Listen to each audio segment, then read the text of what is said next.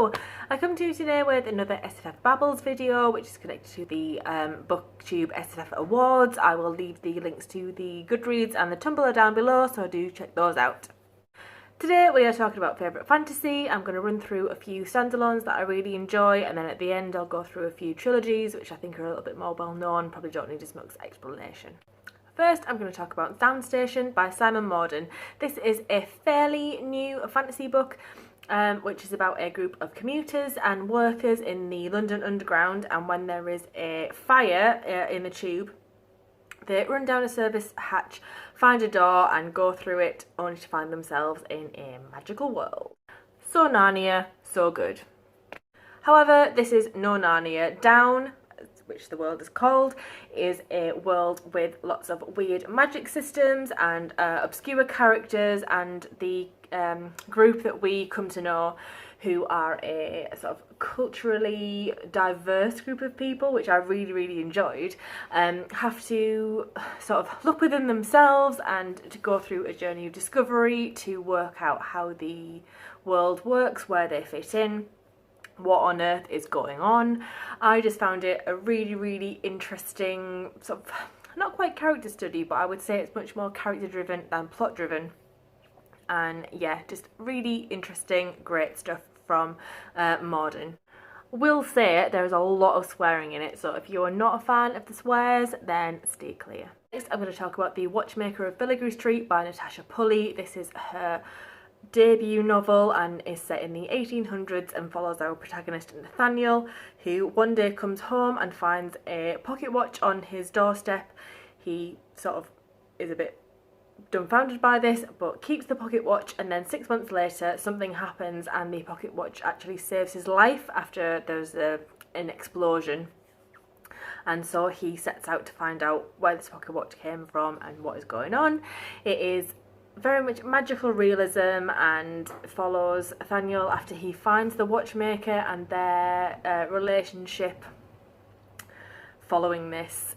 There is some really like sweet stuff in this, and there's also a bit of sort of, I wouldn't quite say steampunkery, but sort of clockwork, automaton, magicery, and yeah, I just really enjoyed some great characters, some really cute stuff, and a little bit of sort of women's rights shoved in there just because of the time period that it's based in.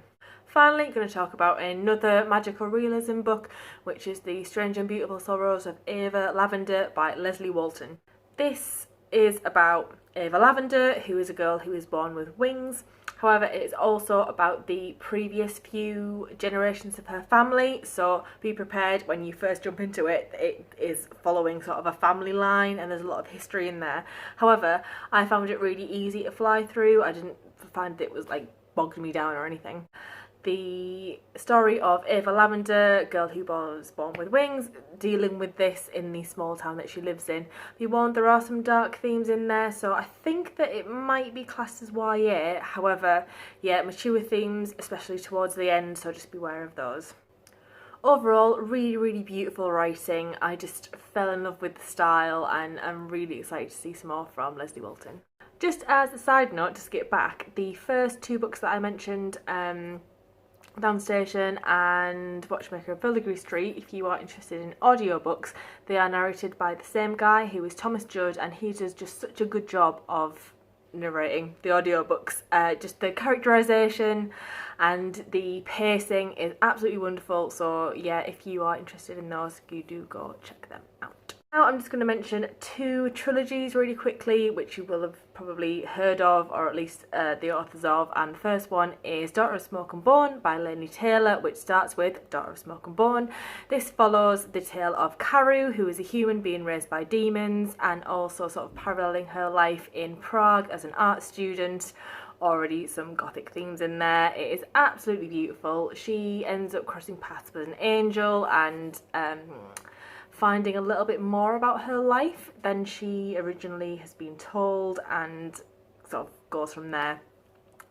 There is quite a bit of lovey, sappy stuff in here, and I did find towards the end I was kind of rolling my eyes a little bit at some of it. However, it didn't take away from the fact that the characterization is great, the plot is really good, lots of twists and turns in there that you won't expect, and yeah, overall, if you can sort of skim past the teenager lovey-dovey stuff like I did, then you will really enjoy this. I think it's been described as sort of a Northern Lights meets Pan's Labyrinth. It might not be as dark as that suggests, but there's definitely themes of both of those going on there, so yeah, if that sounds something like you would enjoy, then check it out. Finally, going to talk about the Curse Workers trilogy by Holly Black. This is set in a universe very similar to ours, however there are people who are curse workers who can, through touching another person, affect them, either their emotions or their memories or their health. There's like a whole host of different curses you can work on people. However, this has been made illegal, so if you curse work someone, that is a crime. From that, families and friendships have developed that are very mafia-like. And we follow Cassell, who is born into a family of curse workers. However, he himself has no curse working ability, so it's about him kind of trying to find his way. And also, as a side note, when he was I think about 10, he murdered his best friend. He doesn't really know why, he just remembers doing it, has to kind of deal with that whole headspace issue. Yeah, again, some teenageriness, but I found this much more realistic than Daughter of Smoke and Bone. It was much more sort of like, these are hormones and crap's going on, and being a teenager is shit, man. And I related to that much more than lovey-dovey across a room. I think most of us will probably go with that. Yet again, if you are someone who is into audiobooks, Jesse Eisenberg narrates the whole Curse Worker series, and I just absolutely loved his take on it. The pacing was excellent, and just his voice just goes with Cassell so well. It is just, yeah, it's really great. So yeah, if you enjoy audiobooks, go with that. Hopefully I will have introduced you to at least one new work. I realise a lot of the things that I've talked about are very mainstream, no big surprises for anybody, but I just really enjoyed all of these books. So if you have read them and you have any opinions, do let me know in the comments down below, and if not and you fancy picking them up, hopefully let me know. And then otherwise, until next time,